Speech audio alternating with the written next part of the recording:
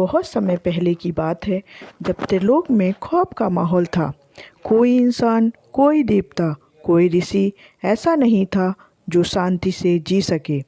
ये सब हुआ था भगवान नरसिंह के अत्यधिक प्रकोप की वजह से। आप सोच रहे होंगे कि नरसिंह तो भगवान विष्णु का अवतार है, फिर ये डर कैसा?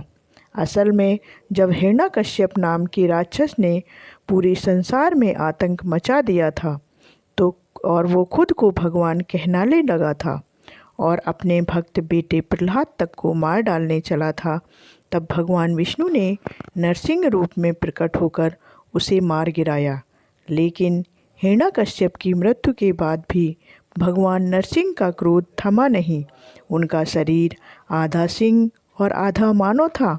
आँखों में आग, हाथों में पंजे और चेहरा इतना भयानक था कि देवताओं की भी रूह कांप जाए। वो लगातार गरजते रहे, खून से लथपथ थे और उनका उग्र रूप त्रिलोक को हिला रहा था। देवता घबरा गए और सभी देवता ब्रह्मा जी के पास पहुँचे।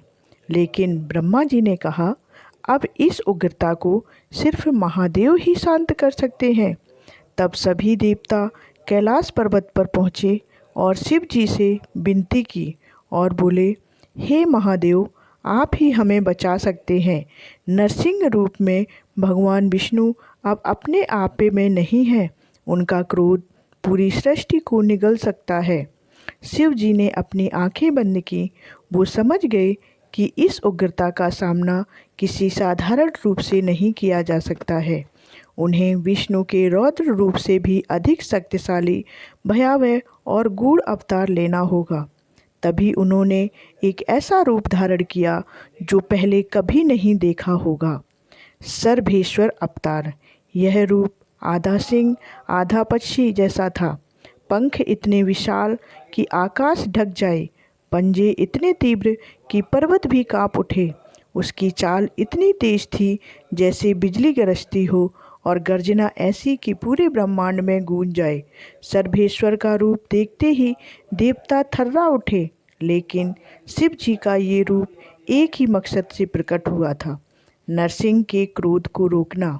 सर्वेश्वर ने आकाश में उड़ान भरी और सीधे नरसिंह के पास पहुँचे। वहाँ नरसिंह अब भी गरज रहे थे, किसी को पास नहीं आने दे रहे थे। लेकिन सर्वेश्वर ने उन्हें रोकने की कोशिश नहीं की, बल्कि उनके सामने खड़े हो गए। नरसिंह ने गर्जना की, तू कौन है जो मेरा रास्ता रोक रहा है? सर्वेश्वर ने शांत स्वर में कहा, मैं वही हूँ जो तुझे तेरे भीतर की शांति दिखाने आया हूँ। फिर शुरू हुआ एक दिव्य युद्ध। सर्वेश्वर और नरसिंह के बीच आकाश में भयंकर टकराव हुआ, पर ये लड़ाई जीतने की नहीं, चेताने की थी। सर्वेश्वर ने नरसिंह को अपने विशाल पंखों में समेट लिया, जैसे कोई माँ अपने क्रोधित बच्चों को बाहों में भर लेती है। नरसिंह को सर्वेश्वर की शक्ति का एहसास हुआ, लेकिन उससे भी ज़्यादा उन्हें उस करुणा और धैर्य का अनुभव हुआ जो इस रूप के भीतर छिपा था। धीरे धीरे उनका क्रोध शांत होने लगा, उनकी आंखों की आग बुझ गई, सांसें सामान्य हुई और फिर वो विष्णु के रूप में वापस आ गए। विष्णु भगवान ने शांति लौट आई, त्रिलोक में फिर से संतुलन स्थापित हुआ। भगवान शिव ने तब भी किसी से कुछ नहीं कहा, वो बस मुस्कुराते हुए अपने कैलाश पर्वत को लौट गए। और तब से यह रहस्य छिपा रहा कि जब सृष्टि के रचयिता भी नियंत्रण खो दें, तब संहारक ही सबसे बड़ा संरक्षक बनते हैं। सर्वेश्वर अवतार यही सिखाता है, शक्ति सिर्फ विनाश के लिए नहीं होती, बल्कि सबसे बड़ा बल वह है जो किसी को उसके खुद के रौद्र रूप से बाहर निकाल सके। यही शिव हैं, महादेव हैं, जो तब आते हैं जब हर कोई हार मान लेता है। कमेंट में हर हर महादेव लिखना।